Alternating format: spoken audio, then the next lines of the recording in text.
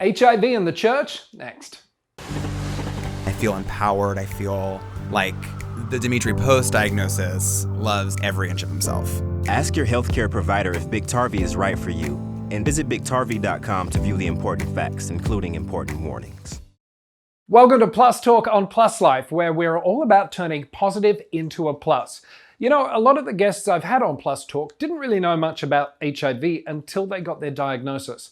Well, my guest today is pretty much the opposite of that. He's an artist and an activist. His name's Cameron Chase. He's in Toronto. Hey! Hi, nice to see you. Nice to see you too. Thanks for coming on. I read your story in POS magazine and we reached out to you because it really spoke to me and it was such a well-written piece.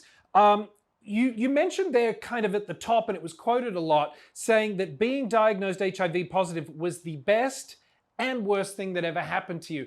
I think a lot of us living with HIV can relate to that, but do you want to expand on it a bit for me? For sure. Whenever people ask me about my story, I always do say that, being diagnosed HIV positive was the best and the worst thing to ever happen to me. Obviously, nobody wants to be sick. Nobody wants to live with stigma. Nobody wants to live with, medical conditions. So in that respect, it's terrible. But on the other hand, I know that before my diagnosis, I was, a little bit of a party animal and I wasn't really taking life that seriously. And I knew that I had a problem with alcohol beforehand, and I knew that I was partying too much. I knew that, I needed to make changes, and I kept pushing it off. And then getting that diagnosis literally kicked my ass into gear and really got me to get my life to where I could thrive and live and be that best version of myself that I wasn't for so many years. And now I just tell people, I'm like, yeah, I don't know what life would be had I not gotten that diagnosis. Yeah, I like I said, I think a lot of us living with HIV can agree with that. How have you dealt with things like internalized stigma? Have you come up against that since your diagnosis? Yeah, that's actually something that I have really tried to work through in the last couple of years. How do I say this? I feel like I was pretty educated on it. And when I got my diagnosis, I was like, okay, there's nothing I can do except get better. So I need to concentrate on that. But then as you start to really dive in, I had the privilege of really being able to work with my therapist, especially when COVID hit. And I was able to really break down all these walls that I had up and these issues, these underlying issues that I hadn't dealt with. And one of them was due to growing up in an extremely religious environment. You grow up learning that gay people get AIDS, they die, they're sinners.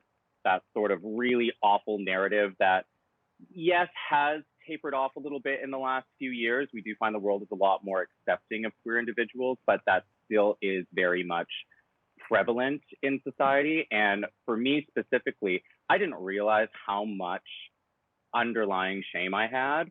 And it wasn't even that I was ashamed to be HIV positive. It was that voice in the back of your head from when you're young, hearing those words again. And even if you don't necessarily believe them, it still really knocks you down some days. And so for me, I was able to work with a therapist and really help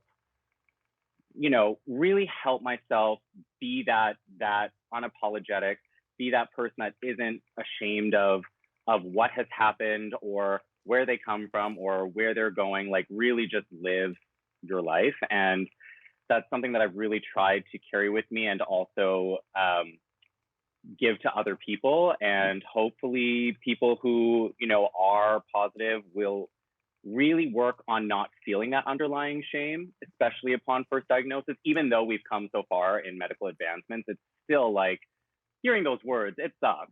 We all know. Right, it totally sucks. But I think you make a good point there. And I think it sort of comes at that moment when we accept and actually learn to work with our HIV rather than work against it. And I guess that happens for everyone at different stages. But for me, it was really 3 years ago when I thought for years I was in control of it.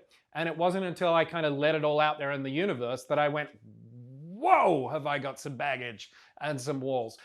You mentioned religion there. Yeah. And I know religion has been really important to you and in your upbringing. And I think, people like Billy Porter recently who have come out as HIV positive and have spoken quite strongly in regards to how important faith and religion has been to them and how they feel, I guess, let down by the church and these organizations. Do you share that? And if so, how do you sort of overcome that so that you can still be spiritual and you can still have your religion without feeling like you're the outsider? Well, that's actually something that I think is really interesting being now in my 30s. I'm very much able to look at things of like, okay, look through a lens of what was I taught when I was younger? What do I believe now that I've seen the world as I'm older? I consider myself a pretty like spiritual person. Organized religion is not for me. I understand that certain people do. It helps them. It keeps them grounded. For me, I really had to search for what my purpose was, my meaning was. And I think there was a lot of, not just me, I think there is a lot of people who are let down by the church, ultimately. And it does take a lot of work to get over the trauma that a lot of people do feel. And it's sad because something that is meant to be such a positive place for so many queer individuals or people who are considered, other or different in society, it's the opposite for them. And that's really, really upsetting. So for me, I meditate a lot. I believe in a higher power in the universe. I think, I'm blessed with a lot of different things. I was blessed with a second chance at life. Like that, I really do think the universe is working with me. But I do feel let down by the church, but I also can acknowledge that some people, it keeps them grounded. It keeps them moving on, just like how my work keeps me moving on and trying to change the world. They're trying to be like everyone else. The people who are still in the church are trying to be like everyone else, which is be happy and live a good life. And that's all we can really all attempt to do. So it's not for me to judge how other people live their lives. But for me, I know that was my experience. And if I can help other people break out of that, then I'm here for a reason, and that may be one of them. Well, and another one of them was to appear in the 2019 documentary Positive, which was really looking at HIV positive millennials. And I know that was 2019. You took part in the documentary. Your family didn't know your status at the time. So how did that all come out? Did you share the news with them before it was released, or did they learn through the documentary? So with that documentary, it was one of those things that a friend of mine who was the director reached out to me. I said, nope, no interest in being on camera, all good. And he just kept asking and was really persistent and really helped me get out of my own way and be like, you know what, if I'm going to be, stuck living with this, I might as well like try to help people. So I ended up doing the documentary. And when the documentary was about to come out, I was doing a lot of press for it. And I knew that eventually I would have to have the conversation with my parents and my family, especially since I brought it up in the documentary that they don't know, but I'm sure they will once they see this. And, it was a tough conversation. I called them after I saw the rough cut, or the final cut, I should say, of the documentary a few days before it came out. I called them. I'd actually called my sister-in-law first. She's a nurse. So I kind of wanted her to be there as the support system because, your parents are older. They're automatically going to assume I'm dying, even though I'm saying I'm not. So she was a really big help there. And I ended up having a conversation with them. I think it took them a few days, but they researched. And, it's no longer that death sentence. But I very much do understand, like, when you're in your mid-60s and you've lived through the 80s and the 90s and the AIDS crisis and everything that happened, like that is going to shape your perception of it. And so it was a really good conversation to have. And it's probably brought my family a lot closer together because they know that I'm perfectly healthy. They know that I'm fine.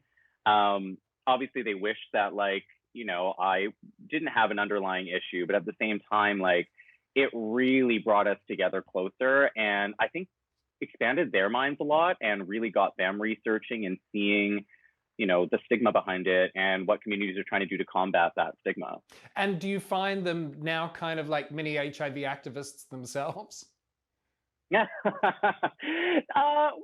we'll get them there to that point. My dad's got the definitely U don't equals U t-shirts. He's telling everybody. He's all about it. So hopefully they get to that. I mean, I think they're definitely trying. I mean, we, especially during COVID, they were very like, "You're sick. You do not have an immune system. Stay home." And I'm like, "I'm fine. Like, I'm perfectly healthy, Mom. Like, it's all good." Well, I like the fact that you said that you felt it brought you all closer together. And you know, I think for people out there who are living sort of quote unquote closeted about their HIV status, scared. More often than not, a lot of the times, even if it's not immediately, we hear that people seem to really come together. And I'm so glad that was the case for you. My last question in the few seconds I've got left with you. You describe yourself as a multidisciplinary artist.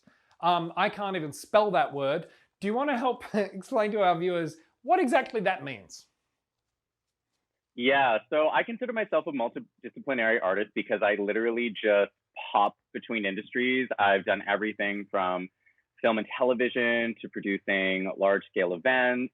I do curation for programming now. A lot of it is based in diversity and inclusion, and I've thrown in some HIV programming in there as well. So I kind of bounce between a lot of different things, and you know, I don't think I should ever try to say like I am one thing because I love all aspects of art. Art is subjective.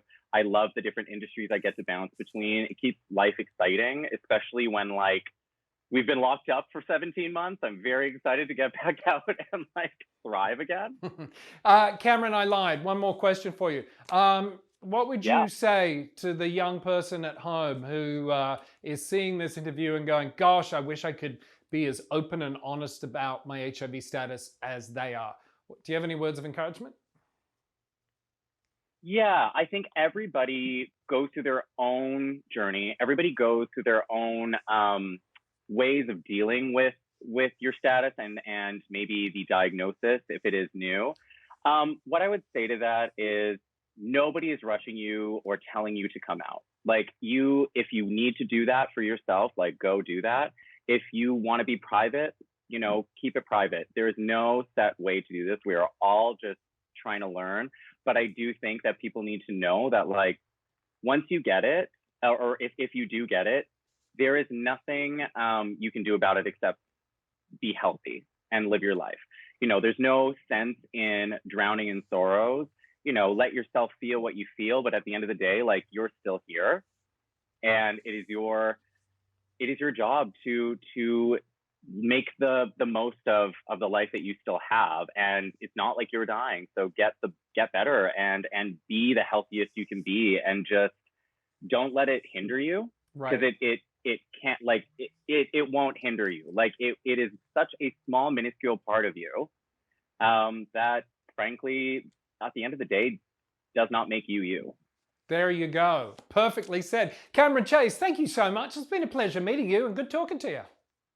Thank you. You too. Thanks, buddy. Thank you. Cameron Chase, definitely turning positive into a plus. That's all the time we've got for this episode of Plus Talk.